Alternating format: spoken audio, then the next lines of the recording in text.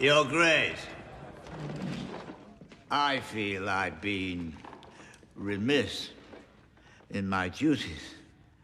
I've given you meat and wine and music, but I haven't shown you the hospitality you deserve. My king has married, and I owe my new queen a wedding gift.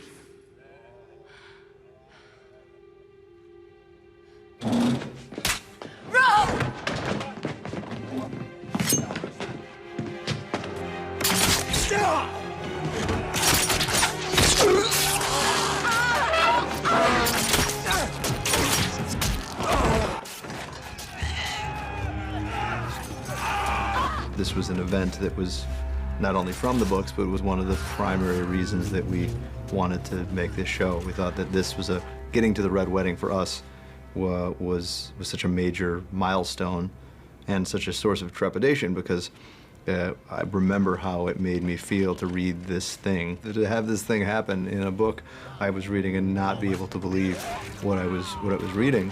And there was a tremendous responsibility there to do justice to it. I remember the experience in reading the book was kind of shock and horror, but then later, how did I not see that coming? Because, you know, all the clues are there, and certainly you knew that Rob was heading into a dangerous situation, but somehow your guard drops and you realize that Edmure, despite all his fears, he's not marrying some hideous fray monster. He's actually marrying this beautiful young woman, and that turned out really well. And it looks like, hey, this might have a happy ending. And of course, it all starts to change when you hear the Rains of Castamere playing, and you think, that's not right. So many of the stories in this world revolve around the cost of honor and the cost of love, and all of the things that we consider to be good things in our lives, like love, honor, and family, loyalty, and duty, and all of these things end up losing people their heads or getting them, you know, murdered at their own wedding. So what we were hoping for with the scene is something similar, where things seem to be going so well, and then it all takes a very dark turn. And as you say, doesn't end quickly. It's not all over in a hail of crossbow quarrels. It actually lingers, what we hope is, for an uncomfortably long period of time. I mean, that last shot of Catelyn standing there, almost wanted to just, you're kind of hoping for a cut to black. You just want it to be over, because you're watching this woman that you care about so much in her absolute, the most horrible possible place. A mother having seen her own son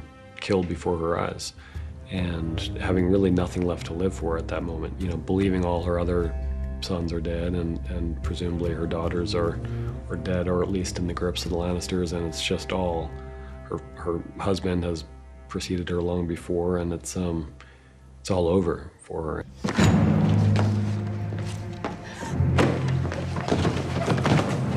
Lord Walder! Lord Walder, enough! Let it end! Please. He is my son. My first son. Michelle in that last scene is just so powerful. You know, her voice when she's talking to Walder Frey and pleading with him, and you know, you can hear me talking about it. It's hard for me to talk about, because it was you know, and it's been working in this business for a while, and certainly, you know, working a lot of different, you know, whether it's this show, so many different episodes, or other movies, but there's never been a moment like that for us. I mean, we knew going into season 1, the second Sean Bean showed up on set for the first day, it was like, hello, we will be chopping your head off 3 months from now, and everybody knew that, and that was one of the ground rules. We knew, obviously, when Richard and Michelle showed up for work on their first day, we distantly knew that somewhere in the future, if we all got lucky enough and the show didn't sink to the bottom of the ocean in the middle of the first season, that it was in the back of our minds that the Red Wedding was there looming, but it wasn't something that really informed our daily lives working with them. So these people become like family members to you, and they're people you spend so much time with, and that you fly all over the place with, and you on screen, off screen, on set, off set, you become very, very close to.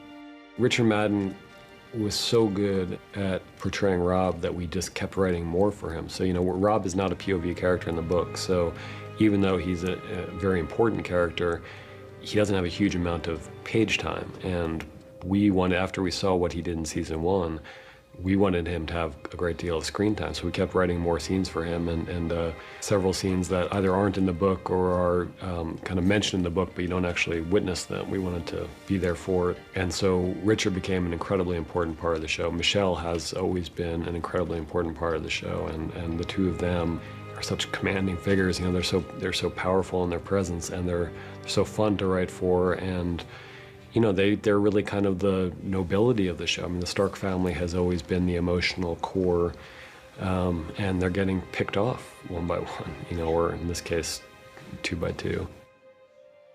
It's like one of your favorite cousins moving to Australia. You're not going to see them as often as you've been seeing them in the past, and they're fixtures in your life, and then all of a sudden, they're not fixtures in your life anymore. Una as well, somebody who we all spent so much time with. So it was a definite personal aspect to it, I think, for us. Most of the crew has been together since the pilot, and most of the cast, you know, so we're going back now, is it 5 years? And you know, so, and I remember being in the room with, when Richard Madden first came in to audition for us, and remember the first time I saw Michelle Fairley on stage in Othello, you know, years ago, and thought, who is that woman? So the set for those days was especially the last day. It was just there was a very strange atmosphere. You know, the people in Northern Ireland are tough. You know, the guys in our crew, the guys, the men and women, I'm saying guys in the kind of gender neutral way, but like it's a tough group. Like the Northern Irish are not wussies, and I've never seen so many tears. At this point, I feel like the world of the show has definitely announced itself as a world where, like in our world, where these horrible things do happen to good people, and the heroes that you want to see come out on top and triumph don't always come out on top and triumph. And I think that it's very much of a piece with the fabric of the show. This is more about the cost of love than the cost of honor. I remember a high school teacher once talking to me about tragedy being not good versus evil, but good versus good, and what you do when you're faced with two conflicting goods, and the good of love against the good of honor and keeping your word. And Rob made a choice there, and it's taken a while, but he ends up paying for that choice in the worst possible way in this scene. You go watch a Spider-Man movie, and there might be thrilling fights and death-defying acts, but you know Spider-Man's going to be there at the end, you know, so there's not that much suspense. And even in the fantasies that I've loved before, I mean, Lord of the Rings is, you know they're going to defeat, you know, the Dark Lord. Sauron's not going to win. The hobbits aren't going to get massacred. There's never been a good versus evil epic fantasy that ended with evil winning. I'd like to see that movie, and maybe we will here, but you know, it's much more about the human journeys, and just as in real life, sometimes the best of us don't make it to the end, or don't make it to an old age. So it's a challenge always in this show, but it's also what we love about it. You know, just that sense that everyone is at risk. Even the most beloved characters might not make it to the next episode, and that's what we loved about the books, and that's what we're trying to recreate with the series. Mother, the Lannisters send their regards.